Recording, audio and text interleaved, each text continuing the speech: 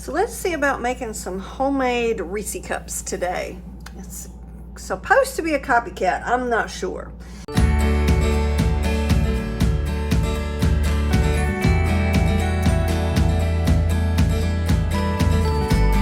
But the first thing we need to do is put a half a cup of peanut butter in our bowl. The recipe takes a total of a whole cup.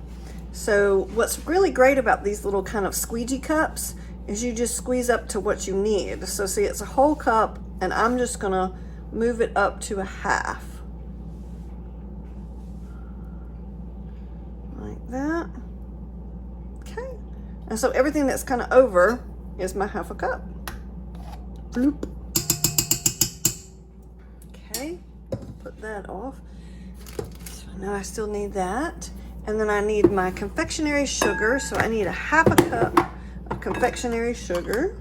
There we go. And then I need 4.5 teaspoons of butter. I really hope this is not going to be a fail because of this, because the butter usually comes in tablespoons. But the recipe clearly says 4.5 teaspoons. And that's 4.5 teaspoons of butter. So we'll see. Might be a premonition of what's to come. All right, and then we're going to mix that up and make sure that everything is mixed up really good together. Get all that peanut butter off. All right.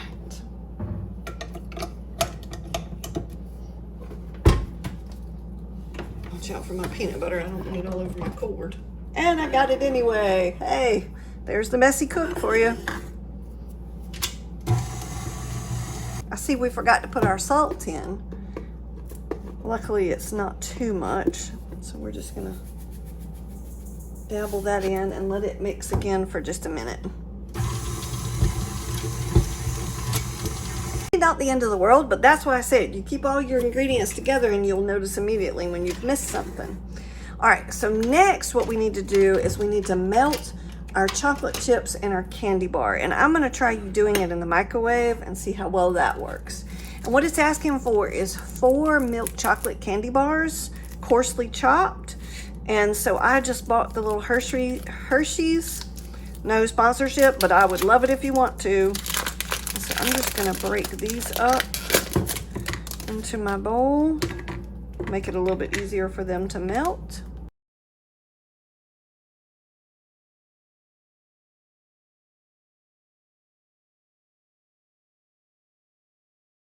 And then what we're gonna do is we're gonna put 2 cups of chocolate chips. And so I've got my chocolate chips. There's 1 cup. And there is my 2nd cup. And then what we're gonna do is put the rest of the peanut butter in this. And then we're gonna melt this in the microwave.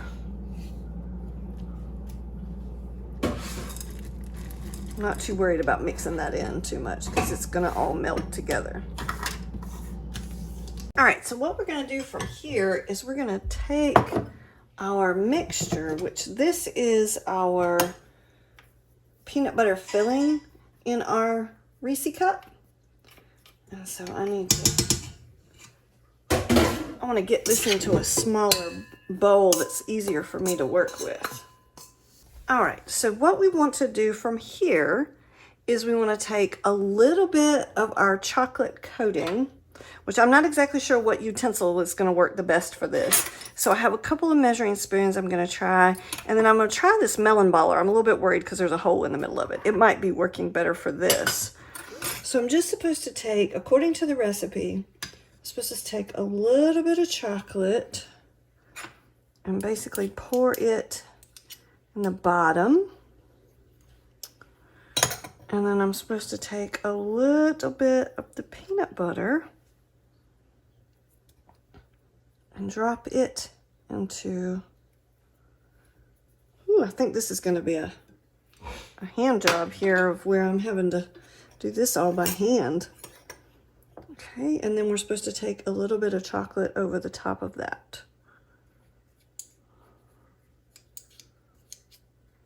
And cover that up. And I am using little mini muffin tin with mini muffin paper. Okay, let's see. I think I want to work with this. You know, the recipes don't give you a lot of detail on how to make something happen. I think what I may do is try rolling up this a little bit in a ball and see if that might work better. Let's try that. Okay, so I think I want to try this theory. I'm just going to take a little bit of this peanut butter mix, and I was starting out with putting it in a ball, but I think I'm actually going to make it into little discs because that way it would fit down in there better. So just kind of flatten out the little balls like that. I mean, I definitely want to make sure that there's plenty of peanut butter in there. I don't want to scrimp on the peanut butter. So I'm thinking maybe I'll make the little discs a little bit fatter. Again, never made this recipe before. Don't know what I'm doing. So we're just testing theories out and see what works and what doesn't work. Okay, kind of like that. All right, so I'm going to try out a couple of those with the chocolate and see what works. And you've seen this is definitely looks like it's a messy endeavor, so get ready. I think what I'm going to do is actually pour some chocolate in all of these. That way it's kind of more of an assembly line system. And I'm just using some regular measuring spoons. Actually, I'm working with a tablespoon and a half a teaspoon. And I'm putting what appears to be about a tablespoon of chocolate in the bottom of the cup. I'm just using the half a teaspoon to kind of scoop it out a little bit easier. Okay.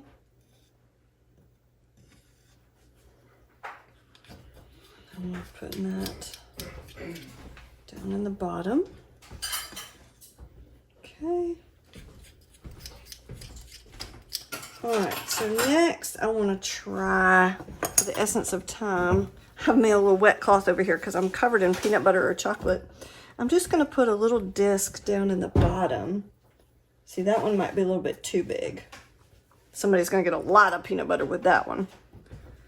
All right, I'm just laying the disc down over the top of the initial tablespoon of chocolate. Oh, I think that works out really well. See, I actually want to make this one a little bit bigger. I think that's definitely, again, don't want to scrimp on your peanut butter because it is a peanut butter cup. Okay. And then I'm going to cover it. I think I'm going to try and see if the measurement is another tablespoon. I mean, measurements are helpful when you're baking so that you can emulate what I've done. Okay, that one might be a little too big. But see, all I'm doing is just kind of making them into a little disc and then dropping them on that tablespoon. All right, and then let's see. If we do another tablespoon, I don't know that I'll be able to get a whole tablespoon into this one. They're just going to be going into the refrigerator to chill, so you don't have to worry about like putting them in the oven or anything like that. So they can actually go to the very tops of the cups because they're going to harden in the fridge. Okay. Yeah, see, that one could actually take a little bit more chocolate. I think because its peanut butter chip was smaller. Okay. And I'm just going to keep doing this for all of the little cups. And then I'll show you when I'm all done. But see, I'm going to the very top of the cup. It is a little, I mean, it's a miniature anyway, so it's not, shouldn't be in an overwhelming amount of chocolate. And it's regular like milk chocolate too. So we're not entertaining dark chocolate or any other kinds of chocolate just yet, which would make a great variation though. All right. But like I said, I'm just going to keep making these and then I'll bring you back when got them all done and we're about to put them in the fridge. All right, so there's our first tray of them, and I'm going to stick them in the fridge. Probably going to let them sit for at least a couple of hours so that they set really well. And this is what you do when you run out of your little muffin pans. Since it's not going in the oven, I don't really have to have a muffin pan. But I do need something that will kind of hold the muffin cups in place. All right, so now we need to fill these up. We're gonna try and make some of the big ones. And these ought to be really fun. Because as you can see, we have quite a bit of chocolate left, not as much peanut butter left. So I'm just gonna, let's see. I still want to give you some sort of measurement. Looks like about 2 tablespoons to cover the bottom of them.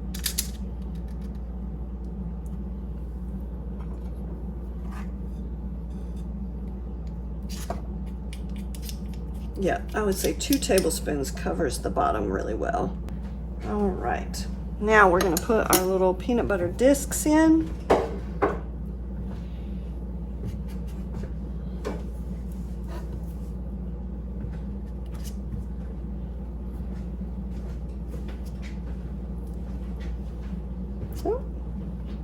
Don't have enough for all of them, but that's quite all right because I'm going to fill the rest of these with whatever remaining chocolate we have. All right, so now what I want to do is I'm just going to give nice big scoopfuls on the top here. I might not have much chocolate left over now looking at it. And yes, I would definitely clean up this baking sheet much more if I was putting it in the oven because I wouldn't want to smell this burning chocolate. But since it's just going in the fridge, yeah, it looks like we're going to have just enough chocolate to go over the top of all our peanut butter ones. So I won't have any extra. How about that? Okay, and I'm going to stick these in the fridge and let them just sit up and solidify for about 3 hours. And then I'll bring you back and let you see what they look like when they're all done. We've let them sit in the fridge for 1.5 hours. I was going for 3 hours, but I was really pleased to see that they feel firm. They are definitely firm. And I was going to see how easy it is for them to come out of their paper and let y'all see what they look like. This is one of the little miniatures. It's doing relatively well coming out of the paper. Let's see. I don't know if I can.